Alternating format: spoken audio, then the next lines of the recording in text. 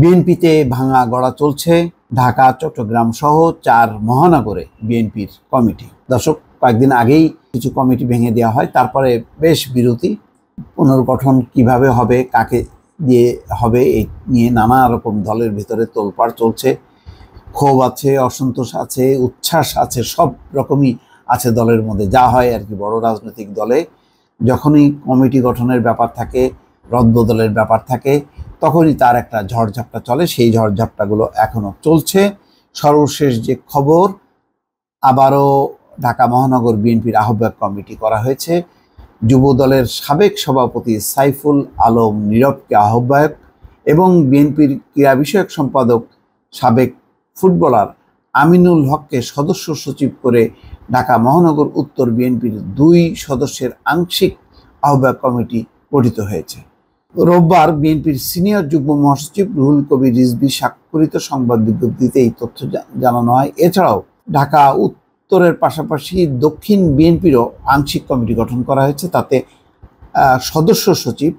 বর্তমান সদস্য সচিব রফিকুল আলম মজনুকে আহ্বায়ক এবং সাবেক যুগ্ম আহ্বায়ক তানভীর আহমেদ রবিনকে সদস্য সচিব করে ঢাকা মহানগর দক্ষিণ বিএনপির 2 সদস্যের আংশিক আহ্বায়ক কমিটি গঠন করা হয়েছে।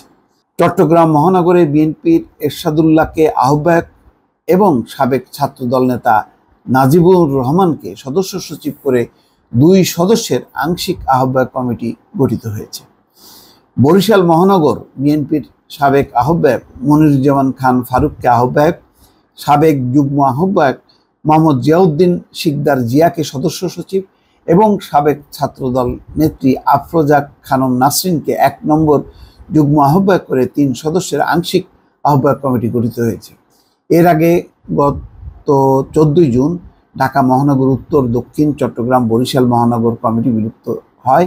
একই দিন বিএনপির সহযোগী সংগঠন জাতীয়তাবাদী যুবদলের কেন্দ্রীয় কমিটিও বিলুপ্ত করা হয়। এখনও অনেকগুলো যুবদল বা ছাত্রদলের পুরো কমিটি বা পুনর্গঠনের কাজটি হয়নি, এটি চলমান আছে।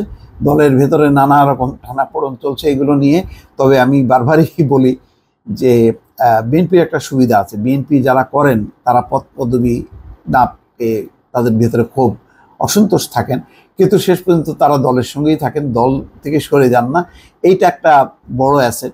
তবে দল পুনর্গঠনের ক্ষেত্রে দলের আসল নেতা বাছাই করা, সত্যিকার অর্থে মূল্যায়ন করা এবং আপোষকামীদের বাদ দেয়া, কারা গোপনে গোপনে অন্য অংশের সঙ্গে বা অন্য এজেন্সির সাথে আতাত করে চলেন, এইগুলোকে চিহ্নিত করে যদি ঠিক মতন কমিটি গঠন করা যায়, তাহলে অবশ্যই দলের ভিতরে একটা বেশ আশার সঞ্চার হবে, দল উজ্জীবিত হবে এবং দলের নেতৃত্বের প্রতি কর্মীদের একটা আস্থা বাড়বে। হয়তো সেই কাজটি চলছে।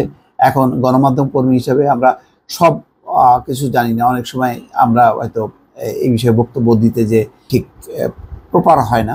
কেননা দল যারা করেন, দলের নেতৃত্ব যারা দেন শীর্ষ পর্যায় থেকে, তাদের তো আসলে চাওয়া পাওয়ার কিছু নেই। তারা চান যে দলের যোগ্য নেতারা আসুক এবং দল আরও যাতে সংগঠিত হয়, আরও শক্তিশালী হয়।